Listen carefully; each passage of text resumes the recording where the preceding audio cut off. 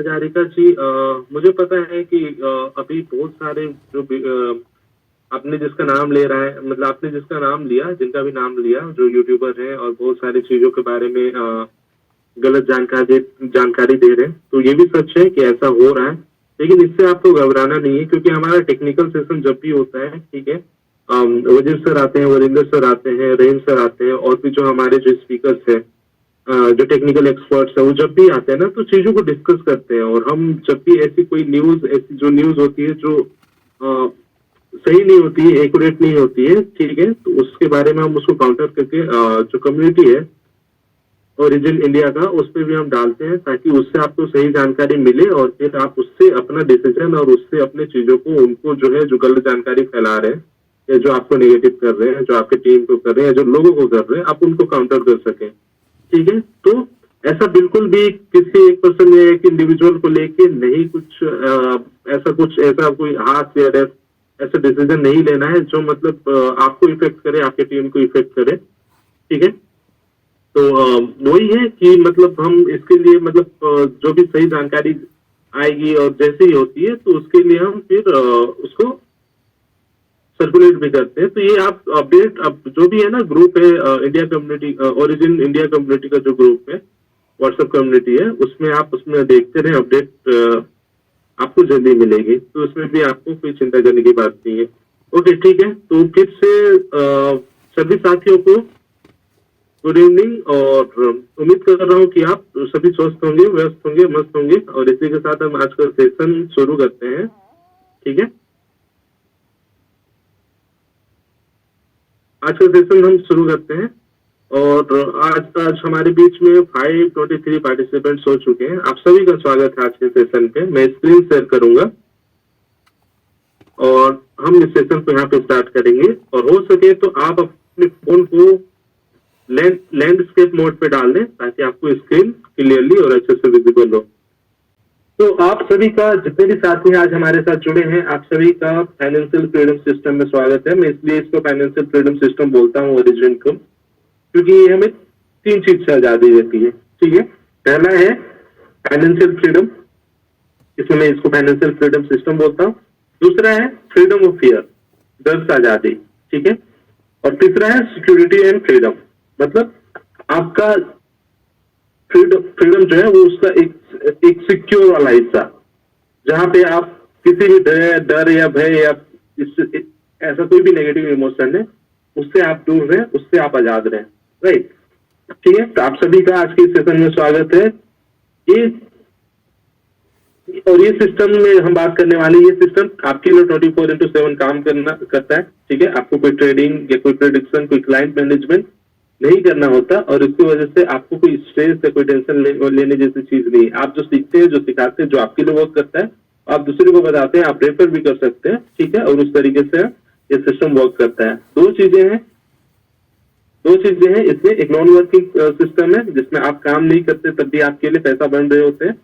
ठीक है, और दूसरा है वर्किंग और रेफरल सिस्टम, जिसमें जब आप काम करेंगे, कोई भी एक कम्युनिटी, कोई भी एक नया प्रोजेक्ट आता है या कोई भी चीजें अगर नहीं आती है ना, तो वो अपना कम्युनिटी बिल्ड करता है, लोगों को बताता है, लोगों तक प्रमोट करता है। ठीक है, तो ये आप सिस्टम को प्रमोट करके आप दूसरे लोगों को बता के भी आप इसमें पैसा बना सकते हैं। शुरू करने से पहले मैं डिस्क्लेमर दे देता हूँ कि ये आज का जो सेशन होने वाला है, ये एजुकेशन पर्पज के लिए ही है। ठीक है ना, जो भी प्रेजेंटेशन, जो भी मटेरियल आप देखने वाले हैं, सुनने वाले हैं, एजुकेशनल पर्पज के लिए ही है।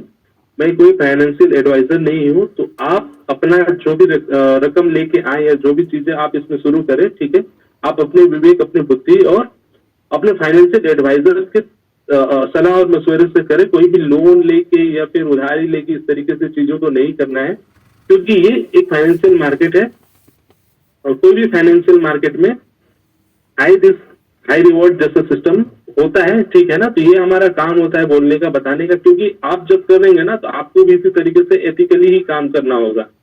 कोई भी मार्केट है ना, वो कोई भी फाइनेंशियल मार्केट जो भी हो गया, स्टॉक हो गया, फॉरेक्स हो गया, क्रिप्टो हो गया, उसमें कोई भी इंसान किसी भी चीज का गारंटी नहीं ले सकता। एक होता है ना कि हमारे जीवन का गारंटी नहीं है, तो हम मतलब किसी भी चीज के लिए इस तरीके की गारंटी नहीं लेते। हालांकि यही चीजें जो है एक पीछे पे जो इसका वेरीफाइड व्हाइट पेपर्स है या फिर इसका स्मार्ट कॉन्ट्रैक्ट है या प्रोजेक्ट का जो एज है या प्रोजेक्ट क्या कर रहा है, उस बेसिस पे आपको जज करना होता है। तो आप उस तरीके से रिसर्च करें और उसके बाद में आए।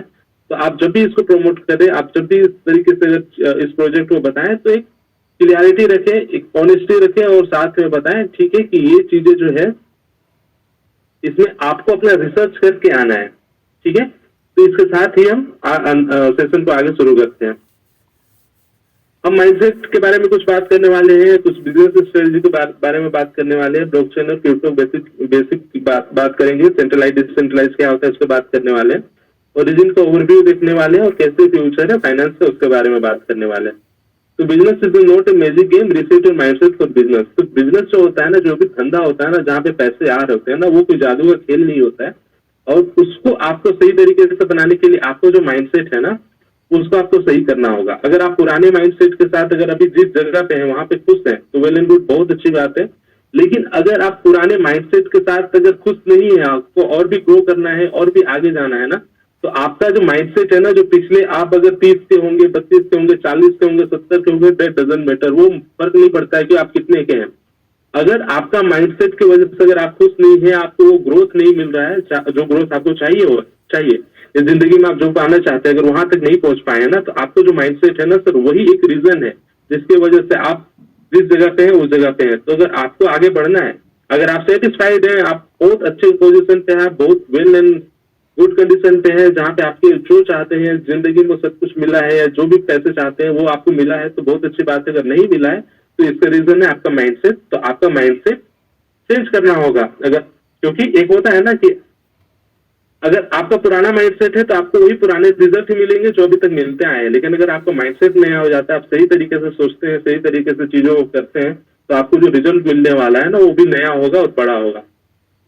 ठीक है, तो इसके बारे में एक होता है ना कि आपको कुछ कुछ माइंडसेट जिसके बारे में मैं बता देता हूं कि क्या आप चेंज कर सकते हैं। देखिए, दो तरीके का लोग होते हैं जो बिजनेस कर रहे होते हैं। एक होते हैं मैजिक गेम माइंडसेट वाले, जो जिनको लगता है सब जादू का खेल है, मतलब वो कुछ ऐसा चीजों में फंसते हैं जहाँ पे मतलब गेट रिच क्विक स्कीम्स होता है, जहाँ पे लगता है कि 1-2 महीने में भी पैसा बना लेंगे बहुत ज्यादा और उसके बाद फिर निकल जाएंगे, एग्जिट हो जाएंगे। तो ऐसे जो लोग लगे रहते हैं ना, वो हमेशा ऐसी चीजों पे पड़े रहते हैं। आप उनको कितना भी बता ले कि मतलब कोई सिस्टम है, प्रॉपर सिस्टम है, जहाँ पे काम करके, जहाँ पे कुछ करके आप पैसा बना सकते हैं, जहाँ पे एजुकेट करके आप पैसा बना सकते हैं, तो वो चीजों में इंटरेस्ट नहीं लेंगे। उनको लगता है कि कोई ऐसा चीज हो जहाँ से फटाक से पैसा बने और बहुत जितना जल्दी हो सके उतना जल्दी बने और फिर हम निकल ले। तो ऐसे लोगों से बच के रहना। अगर आपका माइंडसेट खुद का ऐसा है तो आप बहुत ज्यादा लंबा टाइम तक नहीं चल सकते हैं।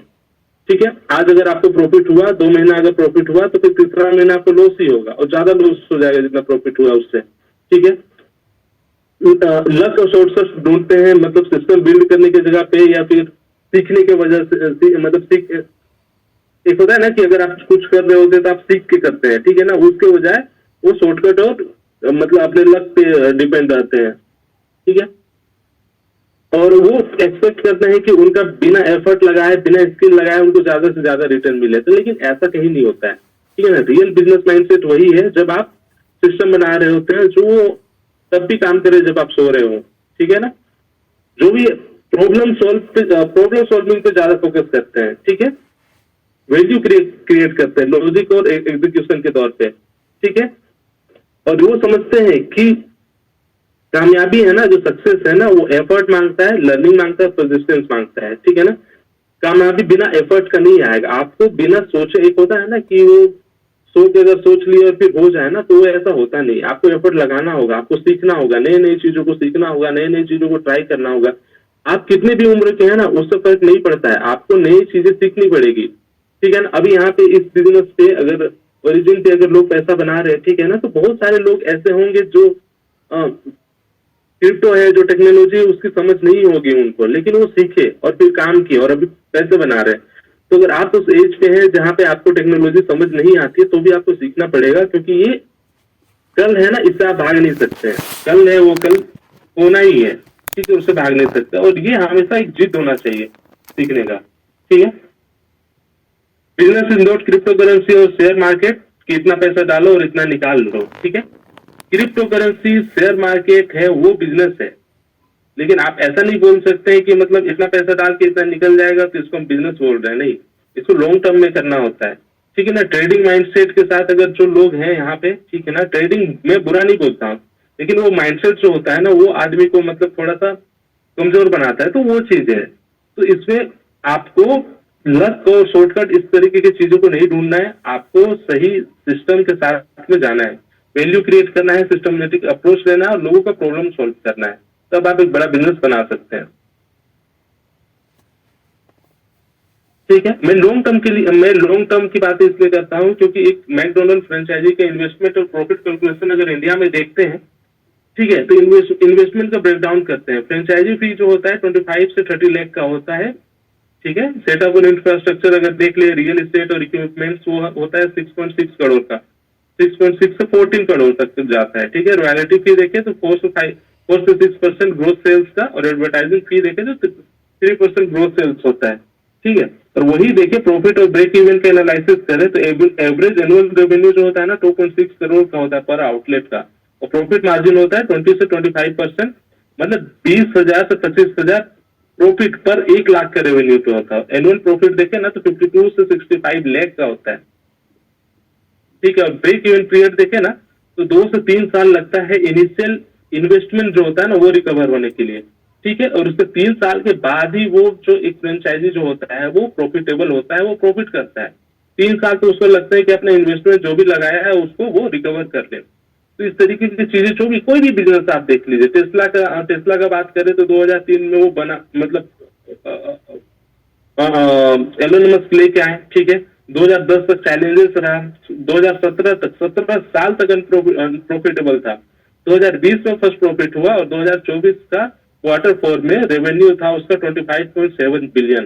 तो मैं इसीलिए बात कर रहा हूँ शॉर्ट टर्म की नहीं, मैं लॉन्ग टर्म की बात कर रहा हूँ। देखिए, मैं एक होता है ना, मैं मतलब इस तरीके से भी बोल सकता हूँ कि मतलब मैं ऊपर सरफेस लेवल की बात करूंगा और फिर बोलूंगा कि नहीं मतलब इस तरीके ये बिजनेस है, नहीं, वो ऐसा नहीं होता है कि ये बिजनेस है, मैं कुछ भी बोल दूंगा, बड़ा बड़ा मतलब चीजों को बोल दूंगा और फिर मैं डिलीवर करूंगा बहुत छोटा सा, आप डिसअपॉइंट होंगे, ठीक है ना। तो इसी तरीके से जब हम बिजनेस करते हैं ना, तो चीजों को आपको सीखना पड़ेगा, चीजों को आपको करने के लिए ना आपको चीजों को सीखना पड़ेगा, और उसी तरीके से और जब सीखते हैं, जब एग्जीक्यूट करते हैं ना, तो थोड़ा टाइम लगता है, नो डाउट। तो आपको लॉन्ग टर्म के लिए सोचना है। अमेजन की जर्नी भी सेम ही है, लेकिन हम इस पे बात नहीं करते हैं क्योंकि हम सेशन को लंबा नहीं करने वाले हैं। चलिए अब सेशन को शुरू करते हैं, ठीक है। लेकिन उससे पहले कि पैसा क्या है, पैसा दो लोगों के बीच का ट्रस्ट है, दो कम्युनिटी के बीच का ट्रस्ट है, दो देश के बीच का ट्रस्ट है, ठीक है ना।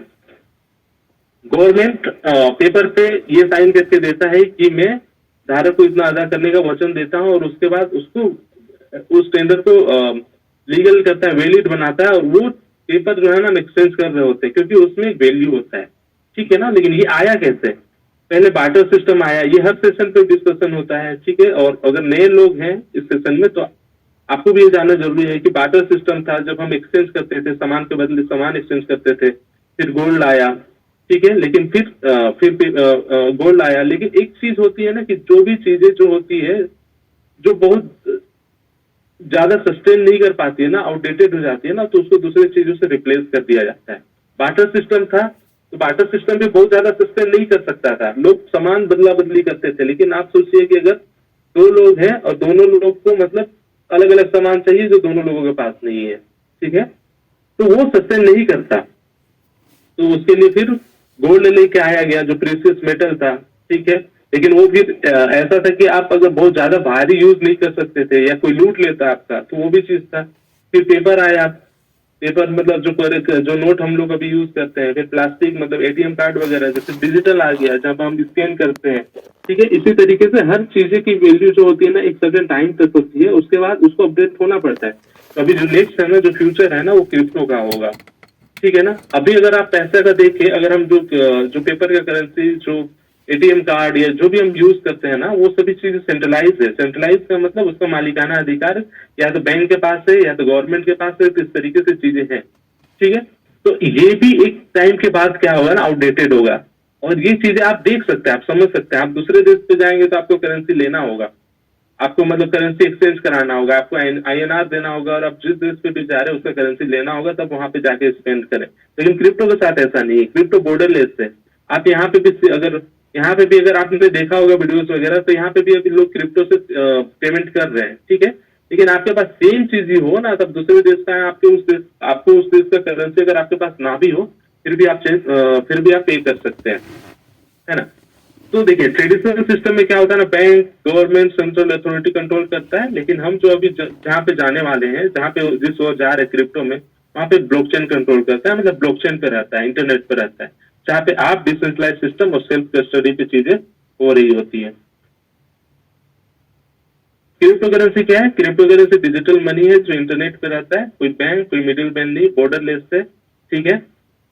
पीयर टू पीयर इसको आप एक्सचेंज कर सकते हैं, ब्लॉकचेन पे टेक्नोलॉजी पे चलता है और यूजर कंट्रोल होता है, मतलब आपका हक, आपका पैसा, आपका एसेट आपके पास, ठीक है। बिटकॉइन 2008 में बिटकॉइन आया, उसके बाद 2015 में एथेरियम आया, और अभी हम वेब थ्री वाले सिस्टम पे चल रहे हैं। लेकिन चीजें अभी एथेरियम, बिटकॉइन, सभी चीजें ऐसी चल रही है, ऐसा नहीं है कि मतलब ये हिस्ट्री हो गया, सभी चीजें चल रही है। लेकिन बिटकॉइन में कुछ लिमिटेशन था, उसकी वजह से एथेरियम आया, और एथेरियम में भी मतलब कुछ लिमिटेशन है, उसकी वजह से लेयर 2 में जो चीजें हो रही है, फिर वेब 3 पे होने वाली है, ठीक है ना।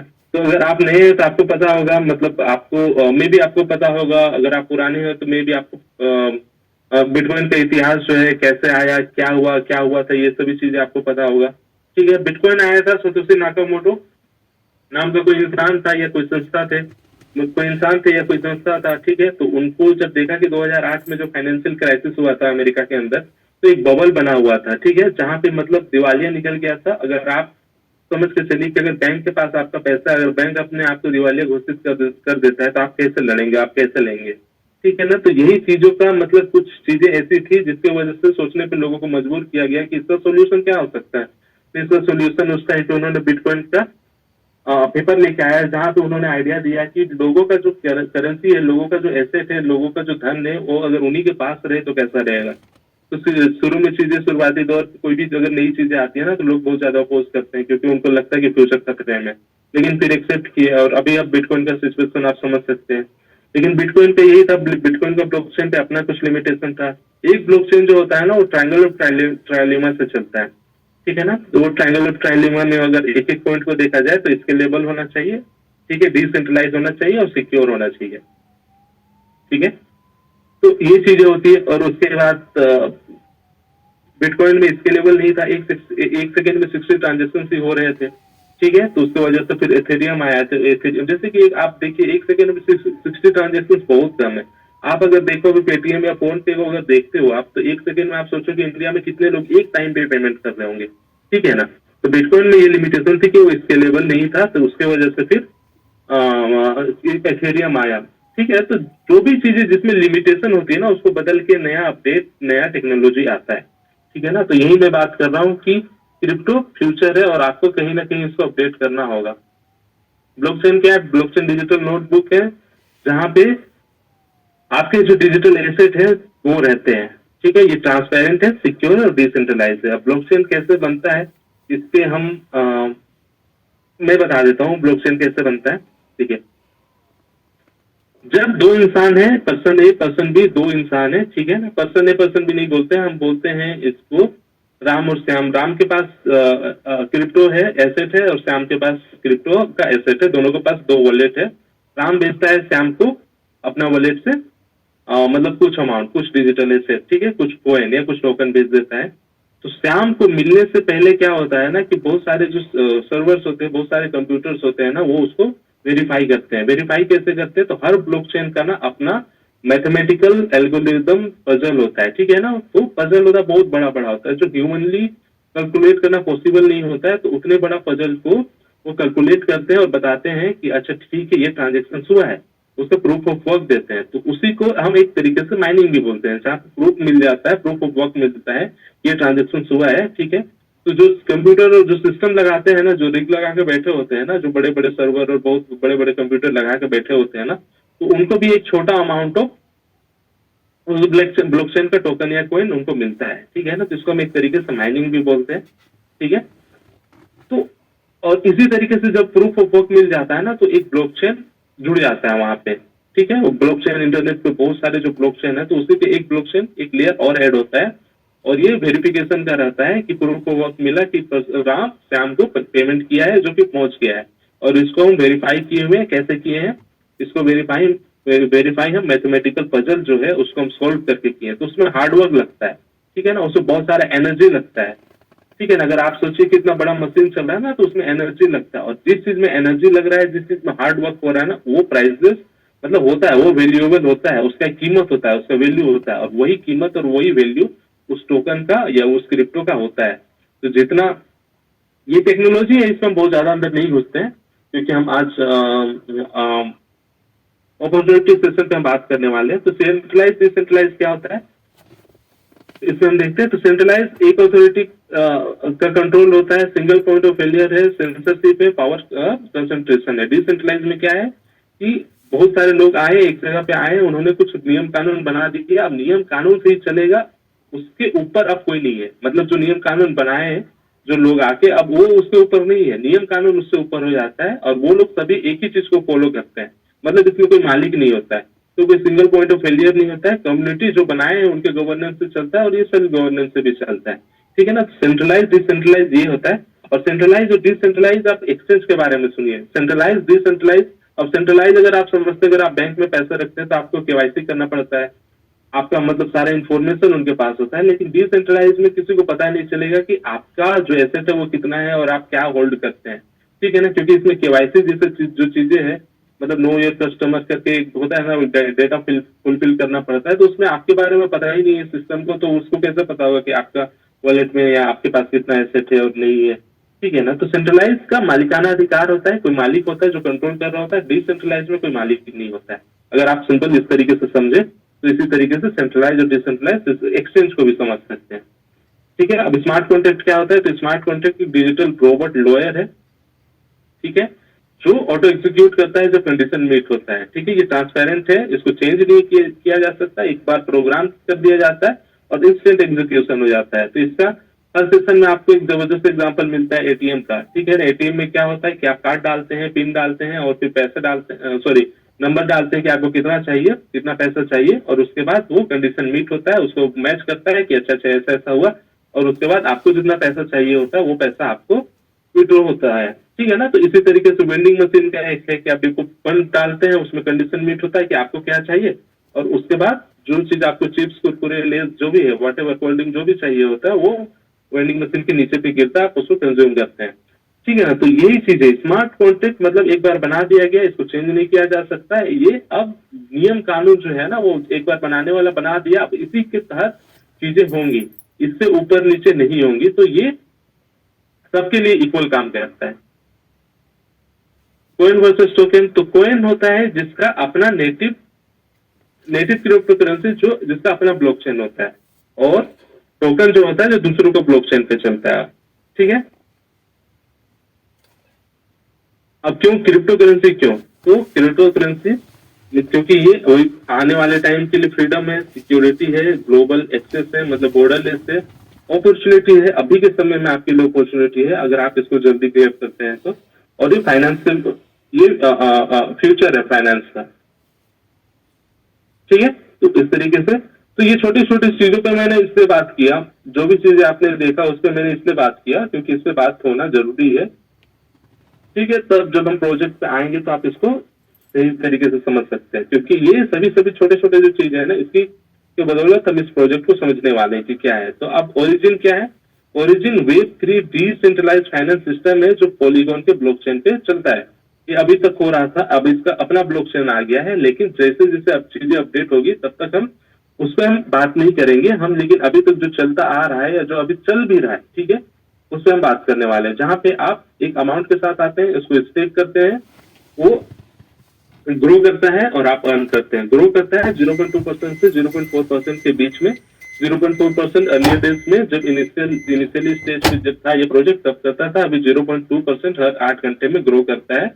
और जितना कम एपीवाई होता है ना, उतना स्टेबल एक प्रोजेक्ट बन जाता है, ठीक है। ये पॉलीगॉन के ब्लॉकचेन पे है और स्मार्ट कोड कंट्रोल करता है इसको, ठीक है ना। कुछ टेक्निकल फैक्ट्स ये है कि 7 मार्च 2024 को इसका लॉन्च इसको लॉन्च किया गया था। हालांकि ये 14 साल पुराना प्रोजेक्ट है, लेकिन इसको लॉन्चिंग जो हुआ था वो 7 मार्च 2024 में किया गया था। ये इसका जो ब्लॉकचेन है जहाँ पे ये रहता है, जहाँ पे इसका डिजिटल एसेट रहता है, उसको हम वो पॉलीगॉन का ब्लॉकचेन यूज करते हैं।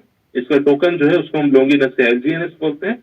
ये ऑडिटेड प्रोजेक्ट है, जैसे कि मतलब बहुत सारे संस्था, बहुत सारे ऑर्गेनाइजेशन होते हैं जो कोई भी क्रिप्टो प्रोजेक्ट को उसका ऑथेंटिसिटी, उसका पूरा ऊपर से नीचे तक की क्या है क्या नहीं है, स्कैम्स कर सकता है नहीं कर सकता है, रिस्क है नहीं है, तो ये सभी जो चीजें है ना ऑडिट करती है बहुत सारी संस्था, जिसमें सर्टिक और आर्मर दो बड़ी संस्था है। उससे ऑडिटेड ये प्रोजेक्ट है और ये मतलब हर कुछ टाइम में ये ऑडिट होते रहता है, ये मतलब अपडेट होते रहता है। ठीक है, इसका जो वॉलेट है जहां पे हम इसको रख सकते हैं, ठीक है ना, वो कोई भी डिसेंट्रलाइज वॉलेट आप यूज कर सकते हैं। ठीक है, टोकन पॉकेट, बिटगेट, इस तरीके से जो भी डिसेंट्रलाइज वॉलेट आप यूज कर सकते हैं। और इसका जो खरीद और बिक्री हो क्विक स्वैप पे, हम जो इसका जो एक्सचेंज है डिसेंट्रलाइज एक्सचेंज, वो क्विक स्वैप है, उस पर हम खरीद बिक्री कर सकते हैं। कुछ कोर प्लेटफॉर्म फीचर है, जीरो ज्वाइनिंग फी है, कोई रिन्यूअल नहीं है, 0 डे स्टेकिंग है, फुल्ली डिसेंट्रलाइज है, ट्रांसपेरेंट रिवार्ड है और ओरिजिन प्रोमिस करता है LGNS के बदले में LGNS। मतलब कोई एंट्री फी नहीं है, कोई हिडन कॉस्ट नहीं है, कोई प्रीमियम पैकेजेस नहीं है, कोई सब्सक्रिप्शन फी नहीं है, कोई पीरियोडिक पेमेंट्स नहीं है, कोई ऑटोमेटिक रिन्यूअल्स वगैरह नहीं है। कभी भी शुरू करो और उसके बाद अगर आज आप स्टार्ट करते हैं, कल के दिन पे आपको लगे कि ये मेरे लिए सही नहीं है या मेरे को यहाँ पे नहीं रहने का, तो आप कल के कल जा सकते हैं। आपका फंड को कोई लॉक नहीं करता है या फंड को इसमें कोई कैपिंग नहीं, कोई वेटिंग पीरियड वगैरह नहीं है, कोई एडमिन इसको कंट्रोल नहीं करता है, क्योंकि ये फुल्ली डिसेंट्रलाइज है। हाँ, एक प्रोजेक्ट होते हैं, उसके जो कस्टोडियन होते हैं, जो इसमें क्या अपडेट होने वाला है या कोई नई चीजें आएंगी उसके बारे में जो होता है स्मार्ट कॉन्टेक्ट के ये पे, तो उस बेसिस पे हमें अपडेशन मिलती है, हमें इंफॉर्मेशन मिलती है। लेकिन कोई एडमिन इसको कंट्रोल नहीं करता है, कोई सेंट्रल अथॉरिटी नहीं होता है। तो कोई सिंगल पॉइंट ऑफ फेलियर नहीं है कि कोई बटन दबाया तो प्राइस ऊपर चला गया, कोई बटन दबाया तो प्राइस नीचे आ गया, तो इस तरीके से चीजें नहीं होती है। ये टोटली डिपेंड करता है जो इसके होल्डर्स है, बायर है, सेलर है, जो उस तरीके से डिसीजन लेते हैं तो उसी तरीके से ये चीजें काम करती है। ठीक है, ट्रांसपेरेंट रिवार्ड है और सबके लिए इक्वल है। ऐसा नहीं है कि अगर कोई 10,000 का अमाउंट से अगर आ रहा है तो उसके लिए मतलब रिवार्ड बड़ा हो जाता है या फिर हाँ, वो अगर परसेंटेज में देखा जाए, अगर 0.2%, तो 10,000 का 0.2% एक छोटा अमाउंट होगा, 10 लाख का 0.2% का ग्रोथ हर 8 घंटे में एक बड़ा अमाउंट होगा। तो विजिबल रिवार्ड सिस्टम है, सबके लिए इक्वल है, पब्लिक ब्लॉकचेन पे है, कोई हिडन मैकेनिज्म नहीं है। LGNS के बदले LGNS मिलता है। ठीक है, और कोई थर्ड पार्टी इस तरीके का कोई रिस्क नहीं है। तो बिटकॉइन जब शुरू हुआ था तो 8 स्मार्ट कॉन्ट्रैक्ट से शुरू हुआ था, लेकिन ये LGNS से 137 स्मार्ट कॉन्ट्रैक्ट से शुरू हुआ है। ठीक है, इसमें अभी 40 से 50 तक का भी स्मार्ट कॉन्ट्रैक्ट एक्टिव है। बाकी जैसे जैसे यूज केस शुरू होगा उस तरीके से एक्टिव होते जाएंगे। ठीक है, ओके। तो इसमें आपका एसेट जो होता है ना, आपके वॉलेट पे रहता है। वॉलेट मतलब वॉलेट अगर एक तरीके से देखा जाए तो लॉकर है। ठीक है ना, वॉलेट में आपका एसेट नहीं रहता, ब्लॉकचेन पे रहता है, लेकिन उस ब्लॉकचेन का एक्सेस करने के लिए ना वॉलेट आपका लॉकर हो जाता है और लॉकर का आपके पास 12 फेज का चाबी होता है। ठीक है ना, तो वो चीज है, आप उसको इस तरीके से समझिए। आपका वॉलेट है, उस पर आपका एसेट नहीं है, वो इंटरनेट पे, वो ब्लॉकचेन पे है। और वॉलेट जो हो जाता है उस ब्लॉकचेन का एक लॉकर है जहां से आपको चाबी दिया हुआ है, जहां से आप एक्सेस कर सकते हैं। तो वही चाबी क्या होता है, आपका 12 फ्रेज जो होता है, 12 की जो होता है, जो आप लिख के रखते हैं। ठीक है ना, तो वो सब शेयर नहीं करना है, वो सबको सिक्योर रखना है, ये सभी चीजों को। ठीक है ना, तो आपका जो यहाँ पे एक्सेस होता है ना, आपका एसेट का एक्सेस आपके पास रहता है, किसी और दूसरे के पास नहीं है, कोई कंपनी वंपनी या कोई ओनर जैसा कुछ नहीं है। तो सारा एसेट आपका, तो सारा कंट्रोल आपका। ठीक है, एक प्री माइंड, ये प्री माइंड टोकन नहीं है। जैसे जैसे इससे मतलब ये मिंटिंग के बेसिस पे चलता है, जितना जितना आप एक होता है इसका डाई के साथ पेयरिंग है। ठीक है, तो जितना यूएसडीटी आप देते हैं, यूएसडीटी बदलता है डाई में, और उसके बाद डाई से आप लेते हैं LGNS। तो जितना डाई आप वहां पे सिस्टम में ट्रेजरी में जाता है, उसी तरीके से वो उतना ही डाई का LGNS वो मिंट करता है। और जो प्राइस जो चल रहा है, जो कैलकुलेट किया गया है, ठीक है ना, मतलब पूल डाई और पूल LGNS, जो उसके बाद जो कैलकुलेशन करके जो प्राइस निकलता है ना, तो उतना आपको मिलेगा और बाकी ट्रेजरी पे जाता है। तो तो स्टेकिंग कैसे कैसे वर्क करता है इसके बारे में हम बात कर चुके हैं। हर 8 घंटे में 0.2% से लेके 0.4% का रिवार्ड आपको मिलता है और ऑटो कंपाउंडिंग में मिलता है। आप स्टेक करते हैं एलजीएनएस, 8 घंटा रुकते हैं, आपको एलजीएनएस 0.2% से लेके आपको ग्रो कर जाता है, ठीक है। और उसके बाद आपका आपका एसेट ग्रो करता है और उसी तरीके से आपका जब एसेट बड़ा होते रहता है तो आप उस तरीके से प्रॉफिट बनाते हैं। ओके, ये पुराना डेटा है, ये पुराना डेटा है, लेकिन अगर आप 1 साल का देखें, अगर आप 100 एलजीएनएस से शुरू करते हैं, ठीक है, तो आपका 1 साल में आपका जो एलजीएनएस हो जाएगा ना वो 800-900 के आसपास में पहुंच जाता है। तो आप उस तरीके से ग्रोथ देख सकते हैं, ठीक है। अगर एक एसेट भी अगर आप 500 का ले रहे हैं अभी पे, ठीक है, और 100 एसेट अगर आप लेते हैं तो आपको 40,000 का जो इन्वेस्टमेंट होता है उस तरीके से अगर आप देखें, और उसके बाद फिर आप 1 साल के बाद अब जब देखेंगे तो आपका जो एसेट 100 जो एसेट आपने स्टार्ट किया हुआ था वो बड़ा होके आपका 900 हो जाता है। उस टाइम पे कैलकुलेट करते हैं तो आपका जो अमाउंट होगा ना वो बहुत बड़ा होता है।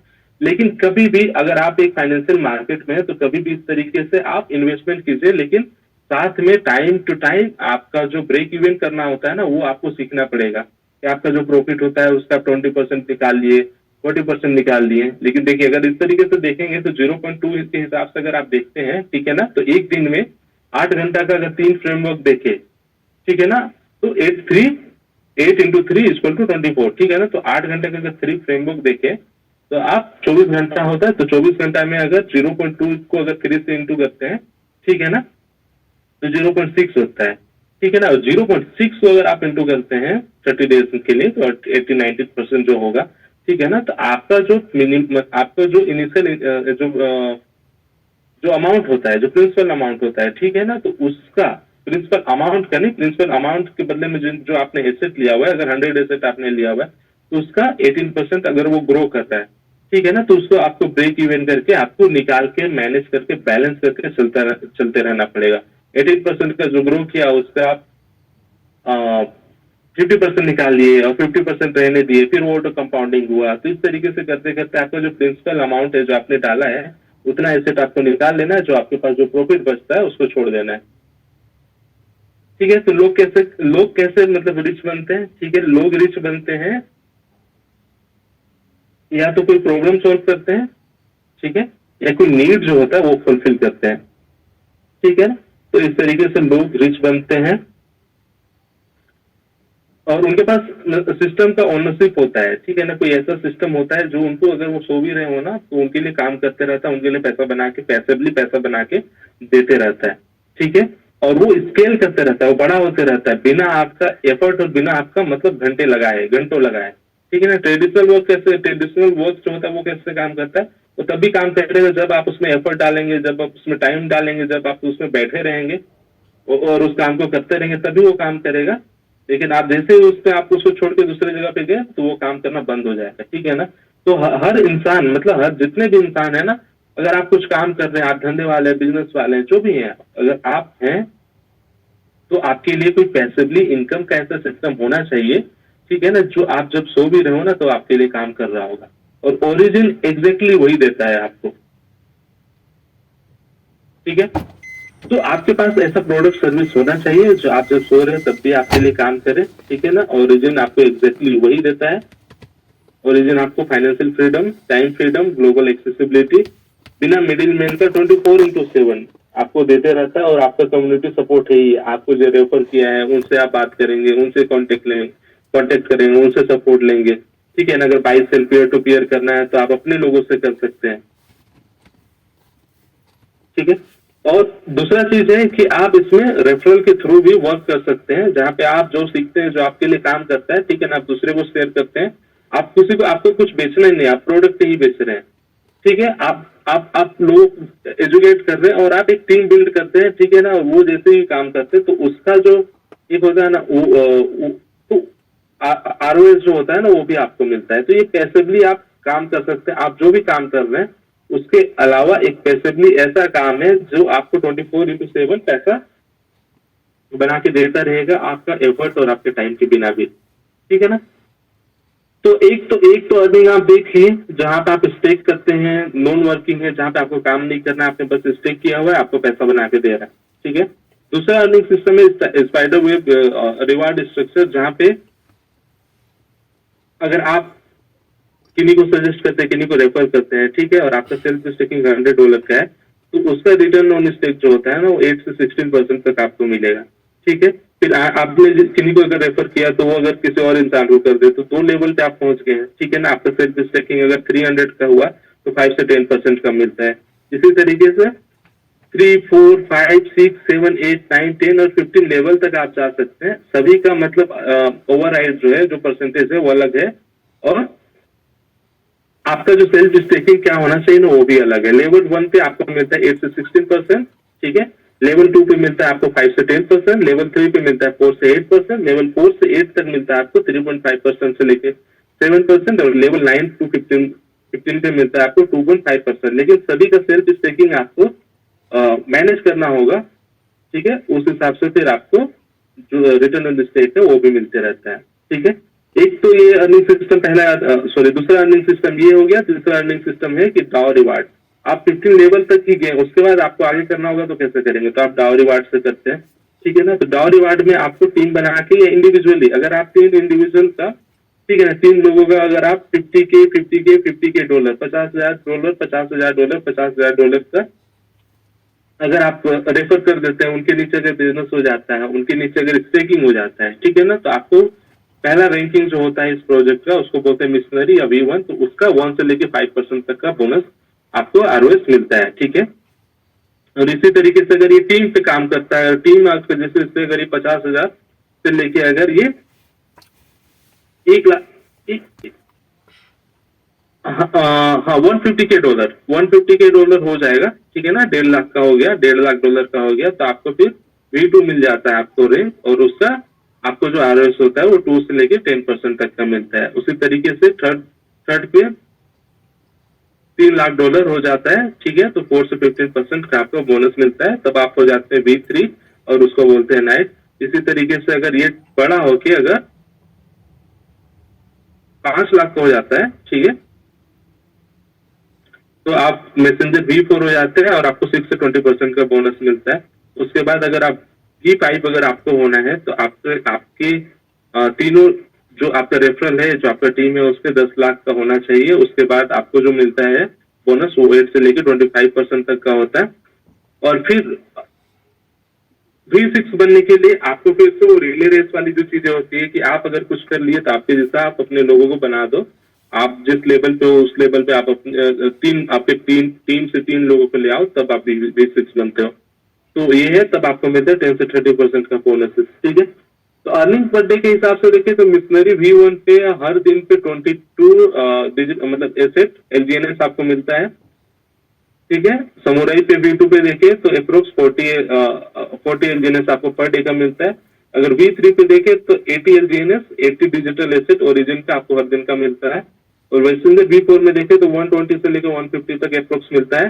V5 में देखें तो 300 प्लस हो जाता है, V6 में देखें तो 600 प्लस हो जाता है। ये डिपेंड करता है, ये वेरी करता है, ऊपर नीचे हो सकता है, क्योंकि ये टीम किसी टीम पे आपका ज्यादा बिजनेस हो रहा हो, किसी टीम पे कम हो रहा हो, तो इस तरीके से चीजें वर्क करती है। तो ये एक तीसरा रिवार्ड अर्निंग सिस्टम है, जहां पे आप इस तरीके से आप रेफर करके लोगों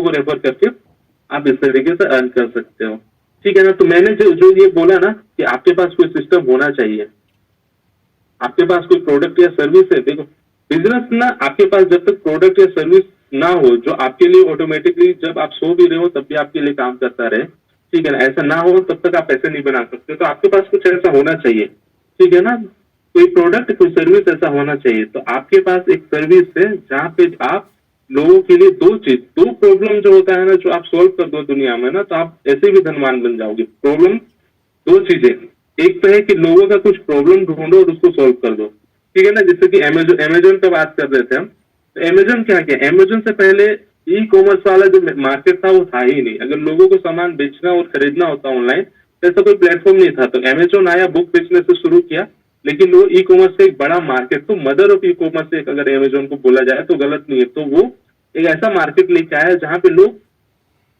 ऑनलाइन एक जगह पे कनेक्ट होकर पूरी दुनिया में सामान बेच सकते थे, ठीक है ना। तो लोगों का प्रॉब्लम देखा, सॉरी लोगों का नीड देखा, जरूरत देखा और उसको फुलफिल किया। तो ये अपने आप मतलब अगर जेफ बेजोस को देखा जाए तो दुनिया का सबसे धनवान आदमी में से एक है। एलन मस्क ने क्या किया, एलन मस्क ने देखा कि पेट्रोलियम कार बहुत ज्यादा दिन तक चलने वाली नहीं है, तो इसका ऑल्टरनेटिव लाना होगा। अभी घर घर पे इलेक्ट्रॉनिक स्कूटी है, इलेक्ट्रॉनिक कार है जो आने लगी है। तो टेस्ला जब लेके आया, आप देखिए टेस्ला का हिस्ट्री भी मैंने आपको बता दिया था कि 17 साल तक वो अनप्रॉफिटेबल था, जहां पे उसको 1 रुपए का प्रॉफिट नहीं हुआ था, ठीक है ना। लेकिन वो देखा कि प्रॉब्लम है, पेट्रोलियम वाली जो कार है वो ज्यादा दिन तक नहीं चलने वाली, क्योंकि ये लिमिटेड रिसोर्स है, नेचुरल रिसोर्स है, ये लिमिटेड है, एक दिन खत्म हो जाएगी तो फिर कुछ तो करना पड़ेगा। तो बैटरी वाला कार लेकर आया, ठीक है। वो प्रॉब्लम सोल्व किया और उसके बाद आपको भी पता है कि वो एलन मस्क जो है वो मतलब फर्स्ट ट्रिलियनियर है, ठीक है ना, पूरा मतलब दुनिया का। तो इस तरीके से चीजें, तो आपको लोगों का प्रॉब्लम देखना होगा, आप लोगों का, और आप लोगों का नीड फुलफिल करना होगा, प्रॉब्लम सोल्व करना होगा, नीड फुलफिल करना होगा। और इसीलिए मैं बोल रहा हूँ ओरिजिन आपको वो प्लेटफॉर्म दे देता है। अभी लोगों का नीड क्या है, लोगों का नीड है, अभी लोगों का सबसे बड़ा नीड है कि सभी को पैसा चाहिए, सभी चीजों के लिए पैसा चाहिए। हर जो काम हम करते हैं वो पैसे के बिना नहीं हो सकता है, ठीक है ना। लोगों का नीड है पैसा। लोगों का प्रॉब्लम क्या है, लोगों का प्रॉब्लम ये है कि कैसे पैसा बनाए या किस तरीके से बन जाए ये नहीं पता। और ये प्रॉब्लम और ये नीड आपको ओरिजिन दोनों फुलफिल करके दे रहा है एक सर्विस में, एक सिस्टम पे। आप लोगों का प्रॉब्लम पैसे का जो है और नीड पैसे का जो है वो फुलफिल कीजिए। आपके लिए जो मैटर करता है, आपके लिए जो वर्क कर रहा है, आपके लिए जो काम कर रहा है, उसको आप एजुकेट कीजिए लोगों को। आपको इसमें वैसे भी ऑनेस्टी के साथ बताना है, आप कुछ बेच नहीं रहे, आप कुछ सेल नहीं कर रहे हैं। जो आपके लिए काम कर रहा है वो दूसरे लोगों के लिए आप भी उसी तरीके से काम करेगा। आप उनको एजुकेट कीजिए और फिर वो जब आपके साथ काम करते हैं, ठीक है ना, तो आपका टीम बनता है, आप रेफरल मोड पे आ जाते हैं, आपका स्पाइडर वेब शुरू हो जाता है और उसी तरीके से आप पैसे बनाना शुरू कर देते हैं, ठीक है। तो अब मोटिवेशन की बातें नहीं करूंगा, लेकिन यही है कि failure is the path to big success, ठीक है। ऐसा नहीं है कि आप शुरू करेंगे और पहले दिन पे ही सक्सेस हो जाएंगे, पहले मंथ पे ही होंगे, ठीक है। आपको थोड़ा मेहनत करना होगा, क्योंकि नई चीजें हैं, नई टेक्नोलॉजी है, कि तो लोगों का रेजिस्टेंस जो होगा ना, लोगों का मतलब एक होता है ना, आप किसी के पास अगर प्लान लेके जाते हैं, किसी को प्रेजेंट करते हैं, किसी को बताते हैं, तो वो नहीं समझेगा, ठीक है ना। तो ये चीजें बहुत ज्यादा होने वाली, क्योंकि टेक्नोलॉजी नहीं है, लोगों को समझ में नहीं आएगा, ठीक है ना। आप फेल भी होंगे, लेकिन आपको फिर चलते रहना है, ठीक है। आप बड़े प्रॉब्लम चलते रहना है, फिर चलते रहना है, और चल चल के मतलब एक होता है कि काम करते रहना। और इस तरीके से आप जब टीम बन जाता है, जब आप ज्यादा लोगों तक पहुंच जाते हैं ना, तो फिर आपको ऑटोमेटिकली पैसे बनते हैं, और इतने बनते हैं इसमें पैसे, तो वो आप जितने भी लीडर्स हैं जिनकी आप सक्सेस स्टोरी सुनते हैं या जिनकी शेयरिंग सुनते हैं, ठीक है ना, कितने लाइबिलिटी में थे, अभी कहाँ पे हैं और अभी अपने टीम के लिए क्या कर रहे हैं, तो वो सब चीजों से आप इसको मेजर कर सकते हैं। जितना बड़ा प्रॉब्लम सोल्व करना उतना बड़ा पैसा आपको बनेगा, ठीक है ना। जितना छोटा प्रॉब्लम सोल्व करना और उतना छोटा पैसा आपको बनेगा। तो यही चीज है, ये दुनिया का रीत है। और आपको पता है कि पैसे से बड़ा प्रॉब्लम और पैसे से बड़ा सोल्यूशन कुछ नहीं है। और पैसे का प्रॉब्लम आप किसी का सोल्व कर रहे हैं, ठीक है ना, तो आपको भी उतना ही बड़ा पैसा आपको मिलने वाला है। Serve the rich earn more, ये चीजें ऐसी होती है, लेकिन ऐसा नहीं है। इस प्रोजेक्ट में सभी को आप सर्व कर सकते हैं, ठीक है ना। जिसपे उम्मीद मतलब जिसको थोड़ा सा पैसे बनाने का भूख है, या जिसको उस तरीके से दिक्कतें हैं, या जिससे जितना बड़ा जरूरत है उस तरीके से आप करेंगे, तो उस तरीके से आपका भी ग्रोथ हो सकता है। और बिजनेस में दो ही चीज मैटर करता है, आप एक तो बनाना सीख जाओ या तो फिर आप बेचना सीख जाओ, ठीक है ना। आप अगर नहीं बना सकते, क्योंकि एक सिस्टम बनाना, प्रोडक्ट बनाना, सर्विस बनाना, सॉल्यूशन बनाना हर किसी के लिए नहीं है, ठीक है ना। तो ओरिजिन एक जो 14 साल पुराना प्रोजेक्ट है जो बना बनाया हुआ मिल रहा है ना, उसको आप रेफर कर दो, उसको प्रमोट कर दो, उसको बेचना सीख जाओ। इसमें बेचना भी नहीं है, आपको एजुकेट करना है। आप एजुकेट कर रहे हैं तो आपको अगर इससे मतलब हेल्प हो रहा है, तो आप दूसरे को हेल्प कर दो, तो उससे आपको मिलेगा। 99% फेल, एक 1% ट्राई अगेन, ठीक है ना। तो 100% फेल होते हैं, लेकिन 1% होता है जो फिर से करता है और वही जीतता है। तो इसमें यही चीज मैं मतलब बार बार एक ही चीज बोलने का कोशिश कर रहा हूँ कि मुश्किलें आएंगी, लेकिन फिर आपको फिर से खड़ा होना, आगे बढ़ते जाना। ये थोड़ा $50,000, क्योंकि हम $50,000, $50,000, $50,000 3 रेफरल पे बात कर रहे हैं। $50,000 हम सुने नहीं है, डॉलर हमें बहुत बड़ा लगता है, ठीक है ना, क्योंकि हम इंडियन मार्केट पे है ना, तो हमें मतलब लाख में समझ में आता है। तो उसको मैं बोल दो 50 लाख, 50 लाख, 50 लाख का 3 रेफरल, उस पर आपको काम करना है, उस पर आप काम करते हैं तो फिर आपका बिजनेस ऑटोमेटिकली ग्रो करता है, ठीक है ना। तो जब वही होता है कि आप फेल होंगे, आप गिरेंगे, मुश्किलें आएंगे, लेकिन आपको फिर बढ़ते जाना है, क्योंकि 0 से 1 ना हार्ड होता है, लेकिन 1 से 100 इजी हो जाता है। 0 से 1 मतलब B1 तक आपको लगेगा बहुत बड़ा मतलब चैलेंजेस है, लेकिन B1 जिससे आप पहुंच जाते हैं उसके बाद चीजें धीरे धीरे आपके लिए स्मूथ हो जाएंगी। क्यों? क्योंकि ऑटो कंपाउंडिंग भी आपके लिए काम कर रहा है, ठीक है। और हम we live in age of infinite leverage, मैं इसलिए बोलता हूँ क्योंकि आप इन्फिनाइट लेवरेज का युग में रह रहे हैं, जहां पे आप एक फोन कॉल से हजारों लोगों तक कनेक्ट कर सकते हैं। जैसे कि अभी जो इस जूम पे ही देख लीजिए, मुझे नहीं पता, मुझे दिख नहीं रहा है कि अभी हमारे साथ कितने लोग हैं, लेकिन यही है कि अभी भी इसमें 1000 लोगों का कैपेसिटी है, तो आप इसको यूज कर सकते हैं, आप लोगों तक पहुंच सकते हैं। आपको ऐसा नहीं फिजिकल तरीके से चीजों को करने की जरूरत नहीं है, आप ऑनलाइन ऑनलाइन भी चीजों को कर सकते हैं। मैं एक पर्सनली, मैं एक हमारे जो एक बहुत ही सीनियर लीडर है, मैं उनको जानता हूँ, वो 70 साल के हैं और वो प्रिंसिपल है, रिटायर्ड प्रिंसिपल है, ठीक है ना। उन्होंने मतलब कभी रिटायर्ड प्रिंसिपल है तो आप समझ सकते हैं वो मतलब अभी जब चीजें जब ऑनलाइन शिफ्ट हो गई है तो वो मिले नहीं बहुत सारे लोगों से, बस वो ऑनलाइन ही मिलते गए, लोगों को एजुकेट करते गए, क्योंकि उनका काम है पढ़ाना, वो लोगों को पढ़ाते आए हैं। और उसी तरीके से अभी B1 पोजीशन पे है जो इस प्रोजेक्ट का पहला रैंकिंग है, ठीक है ना। और आप उस रैंकिंग का अगर देखें तो उनका एक दिन का अगर 22 LGNS भी मिल रहा है तो 22 into 30 कर दिए, 30 दिन में उनका कितना एलजीएनएस बन रहा होगा।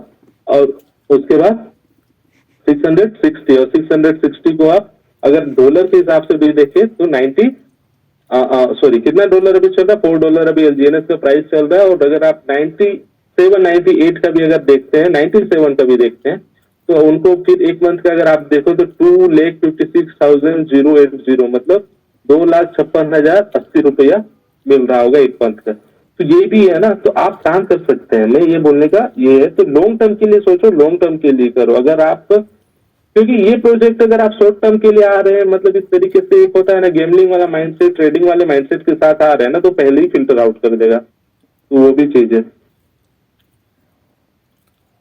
बॉन्ड और ट्रेजरी सिस्टम अगर मैं बात करूं तो देखिए मार्केट में 3 तरीके से चलता है, एक होता है अप ट्रेंड, एक होता है डाउन ट्रेंड, एक होता है साइडवेज, ठीक है ना। तो इस पे जब डाउन ट्रेंड जब चल रही होती है चीजें, डाउन ट्रेंड जब चीजें चल रही होती है तो उस इसका ट्रेजरी में ऑफर आता है, उससे आप परचेज कर सकते हैं, ठीक है। जब साइडवेज चल रहा होता है तो इसका लिक्विडिटी पूल पे आता है, तो उस पर आप ये कर सकते हैं, डिस्काउंट मिलता है आपको, कुछ ज्यादा आरओएस भी मिलता है, ठीक है। तो इस तरीके से ये चीजें, इसका फंक्शन जो है ना बहुत ही, इसका जो मैकेनिज्म है बहुत ही मतलब सॉलिड और बहुत ही रिसर्च के बाद बनाया हुआ है। बहुत सारे प्रोजेक्ट जो फेलियर हुए हैं पहले टाइम पे, उनका क्या कमी था, उन सभी चीजों को देख के मतलब फेल प्रूफ ऐसा बनाया गया, तो उसको आप देख सकते हैं, स्टडी कर सकते हैं, ठीक है ना। और मैंने जैसे कि बताया कि सिक्योरिटी और ऑडिट वेरिफिकेशन हुआ है, इसका ऑडिटेड प्रोजेक्ट है, सिक्योर एंड सेफ प्रोजेक्ट है, लंबे समय के लिए आया है, ठीक है।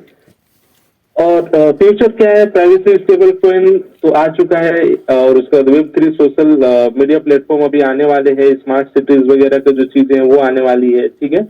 और रियल वर्ल्ड एसेट जो भी है फाइनेंस सेक्टर में वो भी आने वाले। तो इसका 3 फेज था। ओरिजिन जब उत्पत्ति का टाइम था, जब उत्पत्ति हुआ, उसके बाद बहुत सारे अभी 23-24 लाख की कम्युनिटी बने, फिर अभी अवेक आया जब स्टेबल कॉइन ए, और फिर इसका अपना खुद का ब्लॉकचेन आया, ठीक है ना। फिर ये फेज 3 पे एंटर करेगा, जहाँ पे एआई स्मार्ट सिटी और real world asset finance integration होगा, और ये हमेशा के लिए शाश्वत हो जाएगा, ठीक है ना। तो क्या ओरिजिन डिफरेंट क्यों है? ओरिजिन को बैंक, ओरिजिन इसलिए डिफरेंट है क्योंकि ये अपना सिस्टम पे चलता है। ट्रेडिशनल बैंकिंग में क्या होता है कि बैंक कंट्रोल करता है, हिडन फी होता है, लिमिटेड एक्सेस होता है, लेकिन ओरिजिन का क्या है, कोड कंट्रोल करता है, ट्रांसपेरेंट रूल है, ट्रांसपेरेंट रिवॉर्ड है, ग्लोबल एक्सेस है।